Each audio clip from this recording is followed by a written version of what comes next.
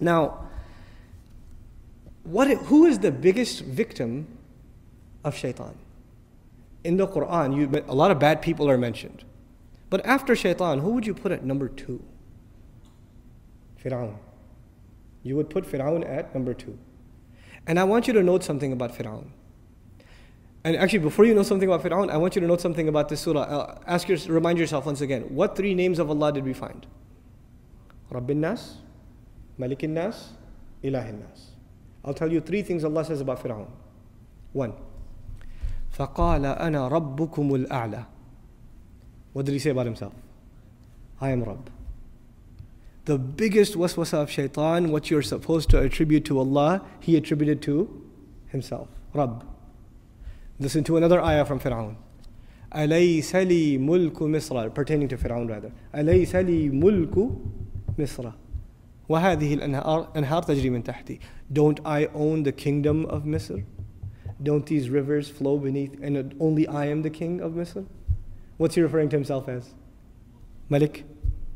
That's what he's referring himself. So he mentioned himself as Rabb, then he mentioned himself as Malik. What's left? Ilah.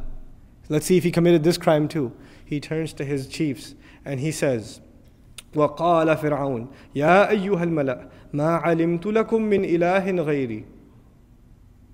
My generals, listen up. I don't know of any other ilah for you other than myself. For Firaun, we find himself declaring 3 things for himself. Rububiyyah, Mulk, and Uluhiyyah. All 3 for himself. Rabb, Malik, Ilah. We find this sampling that Allah has given us in the Quran is very important. It shouldn't be overlooked. And it's not just for you and I to say, oh man, Firaun, la'anahullah, what a loser. But there's something here. That is what the waswasa of Shaitan can lead to. What was the biggest problem of Shaitan? Shaitan himself, what was his biggest problem?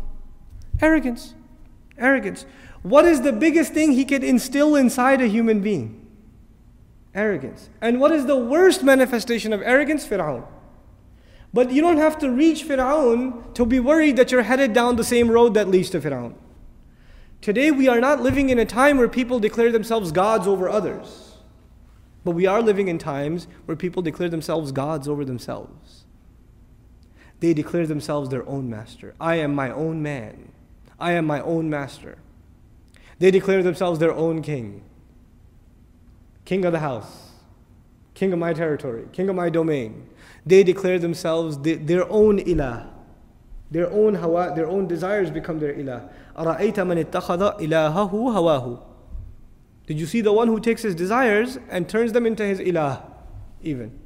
We're living in times where we can each turn into mini Firaun without even realizing it. We don't have to have large castles and fight with messengers and be arrogant, outspoken against Allah Azza wa Jal. But that concept of ego that is crushed in the beginning of this surah by you openly saying, I need protection. I need Allah's protection. I'm coming into His obedience. There's a very powerful lesson in this. Very, very powerful lesson. Iblis himself recognizes the lordship of Allah but wants the human being to forget it. He himself said, you are the one who created, khalaqtani. Even when he was disobeying Allah, he gave him credit. Khalaqtani min nar. You created me from fire. Even then he acknowledged Tawheed himself. Even he himself. But he wants the human being to forget that Tawheed. He wants the human being to become ungrateful. May Allah protect us from the waswasa of Shaitan.